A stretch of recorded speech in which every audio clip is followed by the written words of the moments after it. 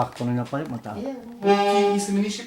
Bu bizning vaqtda bek yaş çağında Nečkә bил deb ertiler. Hazır mana canıyım bağırayım deb de ertiler.